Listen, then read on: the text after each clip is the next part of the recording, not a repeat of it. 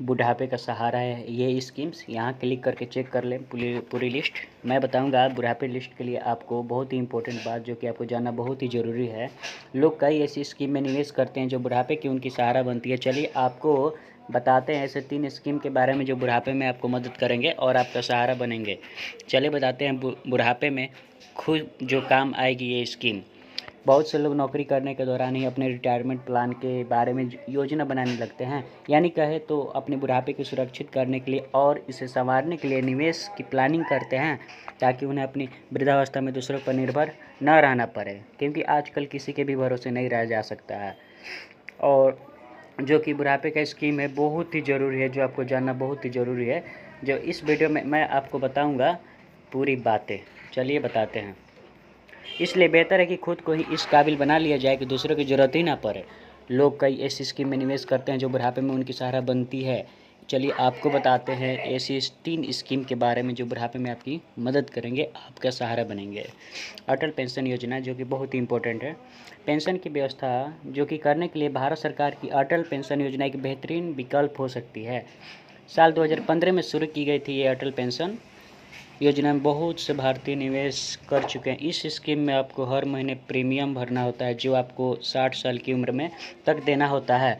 इस योजना में निवेश करने के बाद 1000 रुपये से लेकर 5000 रुपये तक पेंशन के तौर पर दिए जाते हैं। इस योजना में 18 साल से लेकर 40 साल तक के लोग निवेश कर सकते हैं। निवेश की रकम के हिसाब से आपकी पेंशन की राशि तय होती है। योजना में कम से कम 20 साल तक निवेश करना जरूरी है। बता दें कोई भी इनकम टैक्स पेयर इस स्कीम में निवेश नहीं कर सकता है। नेशनल पेंशन सिस्टम के बारे में बुढ़ापे में अगर आप पेंशन पाने के लिए नेशनल पेंशन सिस्टम में एक बेहतरीन जो कि ऑप्शन है, एक स्कीम में 18 साल से लेकर 60 साल तक का कोई भी भारतीय आवेदन कर सकता है।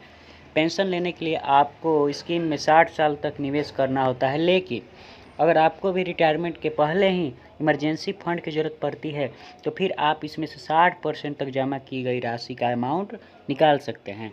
बचा हुआ 40% हिस्सा इम्यूनिटी के तौर पे इस्तेमाल होता है और इसके आधार पर पेंशन दी जाती है, यानी जितनी ज़्यादा आपकी एन्युटी होगी उतनी ज़्यादा आपको पेंशन मिलती है।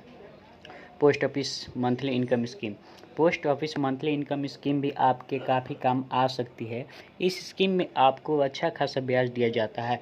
किसी स्कीम में कोई भी सिंगल अकाउंट ओपन करवा कर 9 लाख रुपए तक सालाना जमा कर सकता है, तो वही इस योजना में ज्वाइंट अकाउंट खुलवाने पर 15 लाख रुपये तक जमा किया जा सकता है।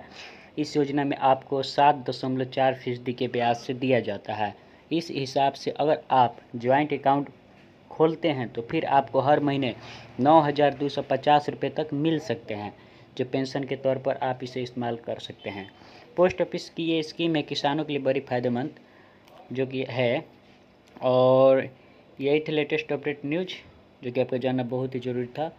अगर चैनल पर नए तो लाइक सब्सक्राइब।